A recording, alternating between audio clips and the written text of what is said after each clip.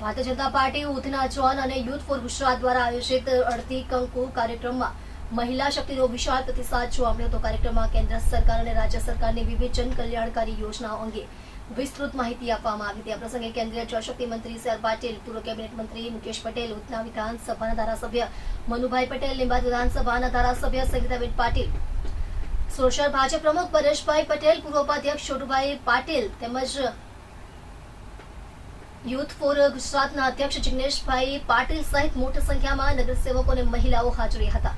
કાર્યક્રમ દરમિયાન દેશના વડાપ્રધાન નરેન્દ્ર મોદી દ્વારા શરૂ કરાયેલી વિવિધ યોજનાઓ અંગે માહિતી આપી મહિલાઓને લાભ લેવા અનુરોધ કરવામાં આવ્યો અને એ મંત્રાલય પણ એ મારી પાસે જ છે।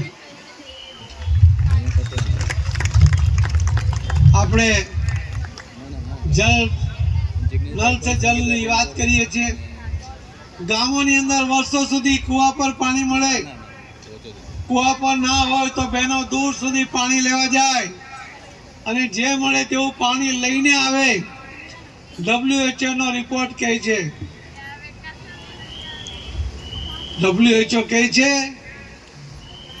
કે આખા દેશમાં મોદી સાહેબે આ યોજના કરી નલ સે જલ, એના પહેલા 9 કરોડ બહેનો રોજ પાણી માટે દૂર સુધી જતી હતી અને પાણીનું વજન બેડા ભરીને લઈને આવતી હતી। પાણીની કોઈ સારી ક્વોલિટીની ગેરંટી નહોતી અને રોજ 4.5 કરોડ કલાક આ બહેનોના પાણી લાવવા અને લઈ જવા માટે એ બગડતા હતા। પાણી ખરાબ હોય તો બાળકને પાણી પીવડાવે કે ઘરમાં એ પાણી પીએ, એના કારણે 8.4 લાખ કરોડ રૂપિયાનો ખર્ચ એ ઘરના લોકો એ દવા માટે કરતા હતા। એમના આટલા પૈસા 8.4 લાખ કરોડ બચ્યા। એમને ઘરમાં નળથી જલ મળ્યું અને 24,80,000 જેટલી બહેનો એમને શિક્ષિત કરવામાં આવી।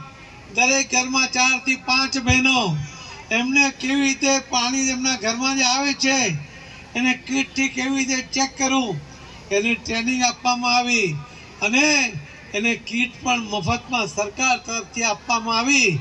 આજે ગામડાઓની અંદર 55 લીટર પાણી પર હેડ એને આપવામાં આવે છે અને પાણીની ક્વોલિટી કેવી છે એ બહેનો પોતે પોતાના ઘરમાં એ ચેક કરે એ રીતે એમને એજ્યુકેટ કરવામાં આવે। કોંગ્રેસે આવું ક્યારેય ના કર્યું, કેમ કે તો પાણી જ આપતા નહોતા। પાણીની યોજના કેવી બને તો મોહલ્લામાં એક પંપ મૂકી દે, પેલો પંપ આવે એનાથી પાણી લેવાનું, થોડા દિવસે પંપ ચાલે, પછી કોઈ વાર તૂટી જાય, કોઈ વાર રિપેર ન થાય, કોઈ વાર પાણી અંદરથી ખલાસ થઈ જાય અને લોકો પાછા દૂર સુધી પાણી લેવા જતા થઈ જતા।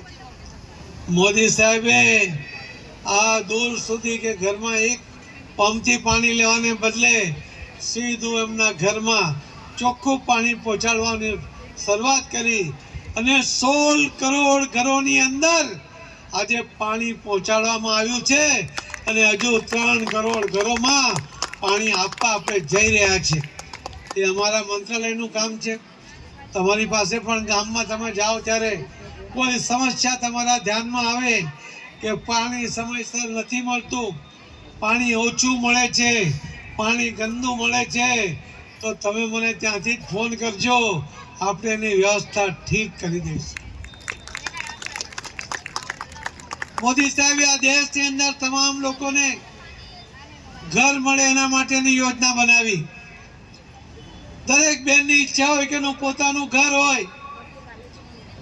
એક બહેન ત્યારે આ યોજના બની ત્યારે એને કહ્યું કે હું લગ્ન થઈને આવી, મારા બાળકોના જન્મ પછી હું જ્યારે વરસાદ હોય ત્યારે મારા ઘરમાં વરસાદ ટપકતો હતો, ગરમી હોય, ઉનાળો હોય તો એના હોલમાંથી સૂર્યના કિરણો અંદર આવતા હતા। આ પ્રકારની સ્થિતિમાં એ જીવતા હતા। એ વિચાર કરતી હતી કે મારું પોતાનું ઘર, સ્લેબવાળું ઘર ક્યારે થશે।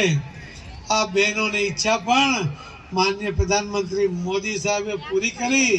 આજે લગભગ 4 કરોડથી વધુ આ ઘરો લોકોને આપવામાં આવ્યા છે અને હજુ પણ જ્યાં સુધી દરેકનું પોતાનું ઘર ન મળે ત્યાં સુધી આ યોજના ચાલુ રાખવા માટેની મોદી સાહેબની